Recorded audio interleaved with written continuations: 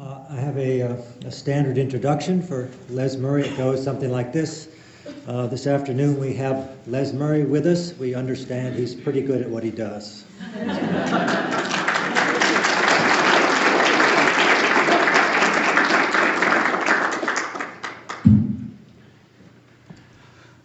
Give the boy a chance, I say.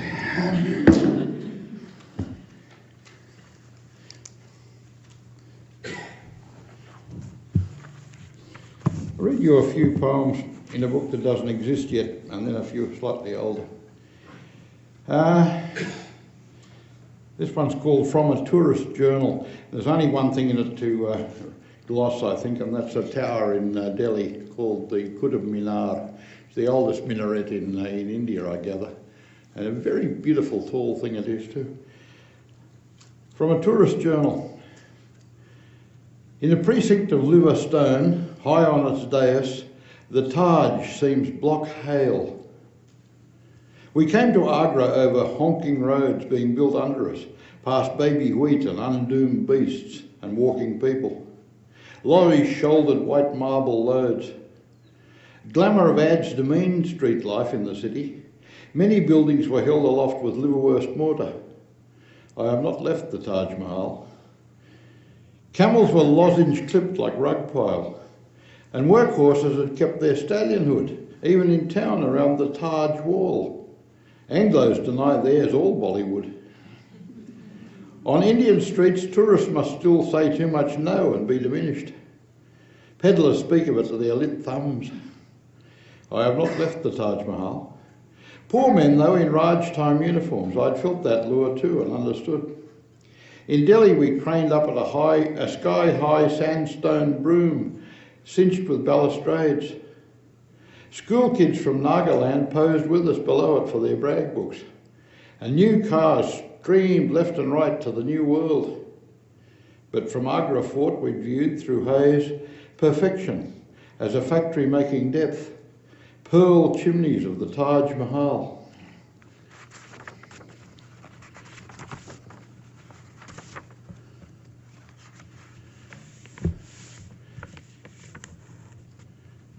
I was asked by a Frenchman the other day, of all people, for a love poem for a book of his. A Frenchman. So I wrote, I sent him this one amongst a couple of others. The Toppled Head. A big bald head is asleep like Lennon on a pavement. Tipping backward, it starts a great mouth-breathing snore, throttling as stormwater, loud as a portal on rails. But his companion gently reshapes his pillow, till his position's once more fetal, breathing towards his feet. His timbre goes silent, and the glottal dies in a gulp.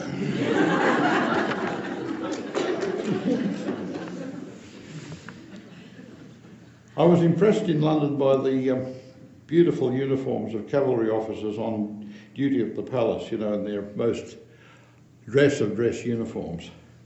And I wrote this poem called Definitions. Effete, a pose of palace cavalry officers in plum Crimean fig, spurs and pointed boots. Not at all the stamp of tight-buttoned guards executing arm geometry in the shutting yards, but sitting his vehicle, listening to tanks change gears amid oncoming fusiliers, one murmurs the style that has carried his cohort to this day and now will test them. You have to kill them, Giles, you can't arrest them. I've always been interested in fact, little bits of fact. The sort of things that get printed on panty liners, you know. Half of you laughed. A full moon always rises at sunset, and a person is taller at night. Many fear their phobias more than death. The glass king of France feared he'd shatter. Chinese eunuchs kept their testes in spirit. Your brain can bleed from a sneeze breath. A full moon always rises at sunset, and a person is taller when prone. Donald Duck was once banned in Finland because he didn't wear trousers. His loins were feather-girt like daisies, but no ostrich hides its head in sand. The cure for scurvy was found, then long lost through medical theory. The beginning is a steady white sound.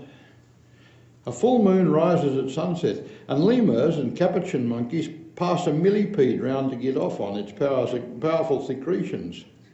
Mouthing it, they wriggle in bliss on the ground. The heart of a groomed horse slows down. A fact is a small compact faith, a sense datum to beasts, a power to man. Even if true, even while true. We read these laws in Isaac Neurone. One woman had 69 children.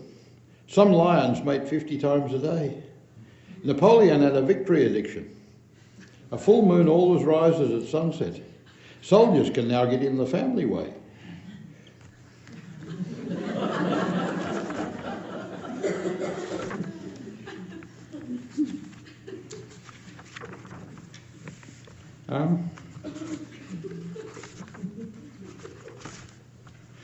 The first classical musician, trained one in Australia, was one Isaac Nathan. I know some of his descendants, and one of them's Sir Charles Mackerras, the conductor. And Isaac was driven out of England by Lord Melbourne and became, amongst other things, the first man to die falling under a tram in George Street in Sydney. The death of Isaac Nathan, 1864. Stone statues of ancient waves tongue like dingoes on shore, in time with wave glitter on the harbour. But the shake-a-leg chants of the Eora are rarely heard there anymore. And the white man who drew their nasals as footprints on 5-line paper lies flat away up George Street, lies askew on gravel George Street. Jumping off startled horses come men and other men down off the horse tram, which ladies stay aboard and cram their knuckles in their teeth, because a grandson of the last king of Poland is lying behind the rear wheels, lying in his blood and his music sheets, where he missed his step and fell to be Sydney's tramway's first victim. Byron's Hebrew melodist, driven out of London by Lord Melbourne, by the inked horns of Lord Melbourne, is now being lifted tenderly. He, the Anglican who used to pray wrapped in a white shawl, is being wrapped in a tarpaulin and carried in catch-up cadence with crotchets he might have scored, carried over streets to his residence, to lie in state on his table, Our Father and Melech HaOlam, then go in a bourdon to Newtown and sleep near the real Miss Havisham.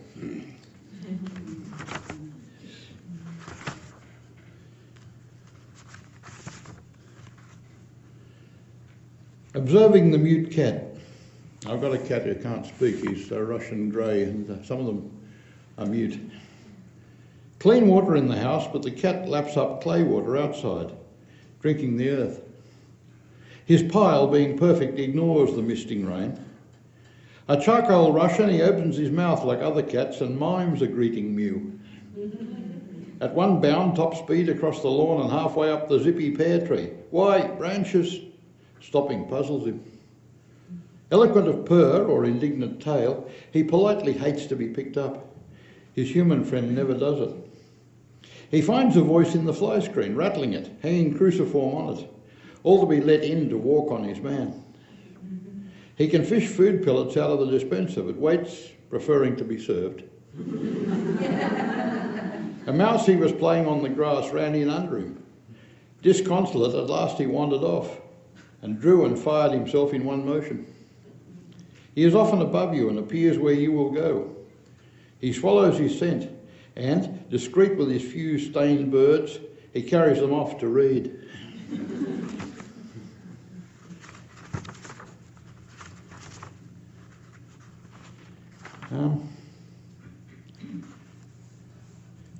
I got Stephen Edgar to translate the first line of this poem into Latin for me. My wife wanted me, she thought of this line, you see, and wanted it in Latin. So, and then it gets translated. Nursing home. Ne tibi supersis. Don't outlive yourself. Panic or break a hip or spit puree at the staff at the end of gender. Never a happy ender. Yet in the pastel light of indoors there is a lady who has distilled to love beyond the fall of memory. She sits holding hands with an ancient woman who calls her brother and George, as bees summarise the garden.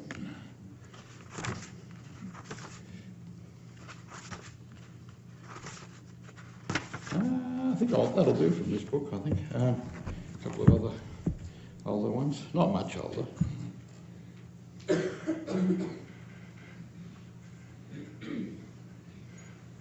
Industrial relations. Said the conjurer, could I have afforded to resign on the spot when you ordered me to saw the fat lady in half before payday? I would have. I find wage cuts sordid.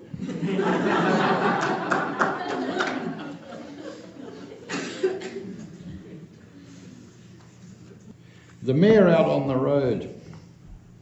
Sliding round a corner on gravel, and there was a mare across the road, and a steep embankment down to the paddock. The moment was crammed with just two choices. Sliding fast with the brakes shoaling gravel 5 metres down, and would the car capsize? The moment was crammed with just two choices. One of two accidents would have to happen. The poor horse was a beautiful innocent, but her owner never let a grudge go by. No court case, just family slurs for life. Sliding fast with the brakes shoaling gravel, the mare was expanding. Would she run, leave a gap before or behind to drive through? No chance. She grew in moist astonishment. 5 metres down, and would the car capsize? Blood hoof collision would be now without a swerve. Would the car explode in flames below? It plunged aslant away down. The door groaned up like a hatch. No court case, just family slurs for life. Because the old man didn't believe in accidents nor in gestures. The mare trots off ahead of Boots, hobbling to find the old man's son.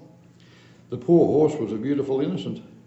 The breeder's son on their tractor was full of apologies and shame, winching the mouthful, weeping car back up in secret, because the old man didn't believe in accidents. Pastoral sketch. The sex of a stallion at rest bulges in subtle fine rehearsal, and his progeny drop in the grass like little loose bagpipes. Wet nap and knotty drones, they lie glazing and learning air. Then they leave her upright, wobbling. Narrow as 2 dimensions, they nuzzle their mother's groin for the yogurt that makes girth.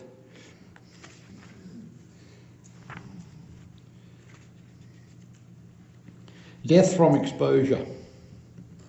That winter, we missed her stark face at work, days till she was found under his veranda.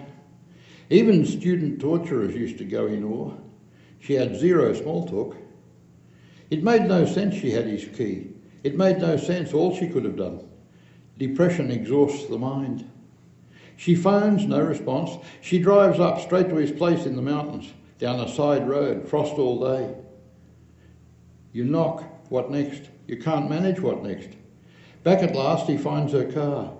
She's crawled in under among the firewood. Quite often the world is not round.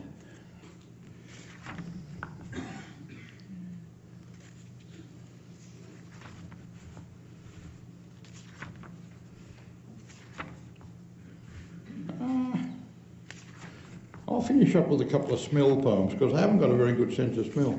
Very few blokes do, actually. Women are much better at it. And I was trying to teach myself smell and asking a lot of questions of my wife and various other women.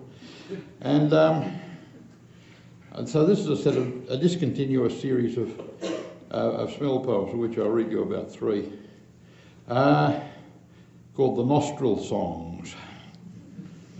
P. Ovidius Naso, when banished from Rome, remained in the city for days on slave clothing, for weeks in his study, for decades in living noses.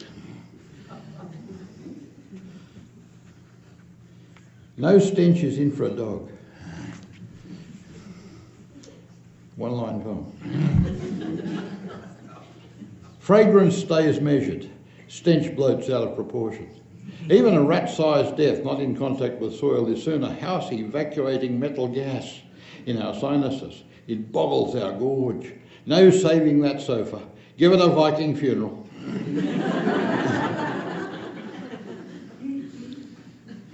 Mammal self-portraits are everywhere, rubbed on or sprayed on in an instant. Read by nose, they don't give the outline shapes demanded by that wingless bird, the human. With our beak and eyes, we perceive them as smears or turds or nothing at all.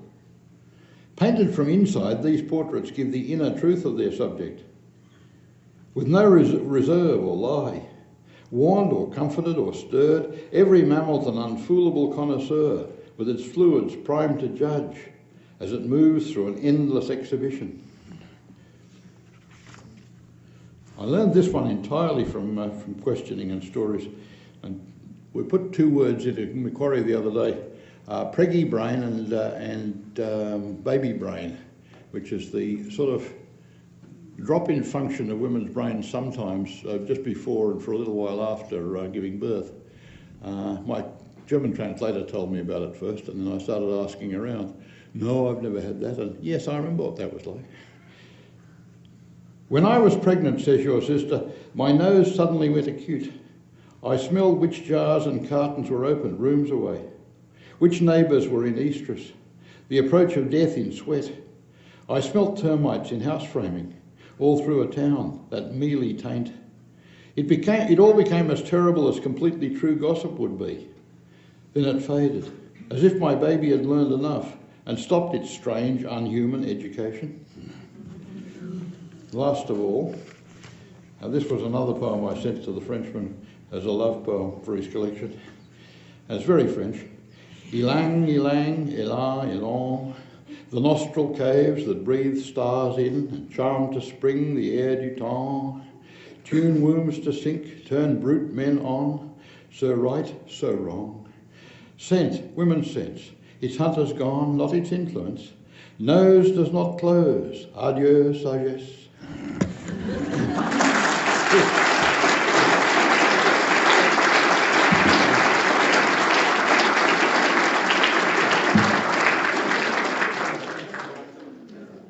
Sarah Day has published, I believe it's 6 volumes of poems. Is that right? 6 of you included National Yes, Libraries. I did. All of them marked by a fine and rich sensibility. There's a lucidity to her work that is not unlike the beautiful light that any visitor to Australia notices immediately. Please welcome Sarah Day.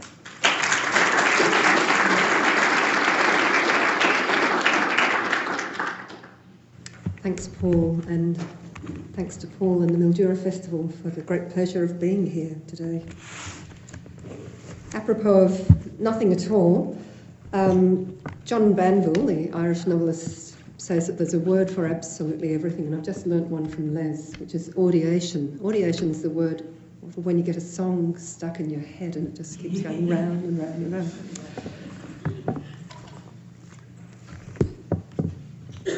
I had the pleasure on Friday of being able to thank Les in person for the first time in 21 years for accepting my first book for publication, and I'm very greatly indebted to him for that. I'm going to start off with new poems and then move on to my last book, The Ship, and the previous one, which is new and collected. The first I'm going to read from a sequence which I've been working on for the last few months, which is about the impact of early Tasmanian white settlement. It's called Grass Memories, Tasmanian Elegies. 1. Presentiment. Did it come in the bark of a dog, in the eucalypt air, the marsupial faces tilted, listening, or the ghostly skin and the foreign hair, the savage laugh and the whisky breath, a surveyor's peg in the hunting ground, in the ring of iron on stringy bark, weeping grass signalling the sound? Or did its shadow advance like a breeze in sailcloth, a speck on the broad southern ocean, observed from afar through a squint of unease, a hand shading the eye's apprehension? 2. Notes on a watercolour. Miss Cleburne's View on the River Derwent, circa 1870. Perhaps she wore a crinoline and bonnet, the landscape mostly as it is today, late light striking the rocky shore in much the same way. You can see that she was fond of what she saw, the way a sheoak's grey will break apart to gold and purple, brown rocks cluttering the foreground. She made no concession to nostalgia's green longing, her native grasses bleached of colour. Bush and distant ranges varying mauves mark out shade's intensity. She understood a landscape reticent about its beauty and painted what her eye saw. Of the scene beyond the parchment, we can only wonder what her scrupulous eye saw or did not own to seeing. The gentle slope at her back rising to empty kangaroo and emu ground. The mother-of-pearl middens at her feet, eroding, compacting to lime. I'll skip a couple and move on to Mantrap, 2008. The locked shed, like a family album, is a storehouse of memorabilia. In its sea chests and barrel trunks, the folded intimacy of cambric underwear and cross-hatched copperplate, buckskin breeches, cameo, cashmere and shoe button. There is a top hat, a lady's reticule, a brood of tarnished coppers and a complete fit for the boiling, whitening, mangling and pressing of cloth. Hooked on the wall among a miscellany of rural curios for fencing, felling and tilling, like an oversized rabbit snare, a man-trap mounted on an iron cross, its cruel, keen teeth clamped to hair's breadth precision. On its cleared plain of ryegrass, a windowless shed, padlocked, barrel bolted, like a bad conscience. Nest. In this silver eye nest, scarcely bigger than a hen's egg, the landscape is synthesized. Moss lines its bowl, green as the slopes on which Frisians loll like jigsaw pieces. There is pale human hair and some strands of dark horsetail. Sheep's wool plucked from barbed wire, woven among rye and barley. Strands of carded turquoise, blue marine, stolen from a washing line. A colonial history, cupped in the substance of this little vessel. And in its structure, its deft warp and weft and basketry of wallaby grass, the domestic architecture shouldered by the women to whom this pasture once was home. That's the end of that group. This is a different poem called Observatory. The rattle of wind in Slerifil is the murmur of cosmic dust and particle shift. With each break in the clouds, the queue shuffles a patient step forward. Beyond the observatory's dim glow, bush is black as antimatter tonight. The distant river is negative space, and the city on the other side a scattered galaxy. Swathed in overcoats against the cold, we wait and wait to put an eye to the telescope.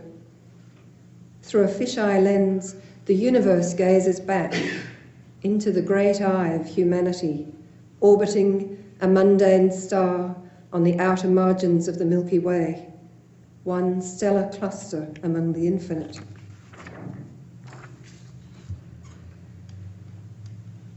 Two polar bears. One bear treads water at the glass. Stretched to massive height, the small eyes seem fixed on a point a long, long way from SeaWorld, with its tame seals and dolphins, its ice creams and Big Dippers, its tropical heat. White fur streams from pores as big as dinner plates in the aqua flux of an invisible treadmill. The other bear follows a different routine. It makes short work of a lap of the pool, lifts its bulk without effort from water to air, pads weightlessly around the ice-scape perimeter to the starting point, and dives sublimely through another and another circuit. We pull ourselves slowly away from the tireless routine of this dim, sad gymnasium that lights up adversity and fear and chance like glittering sun on polar ice.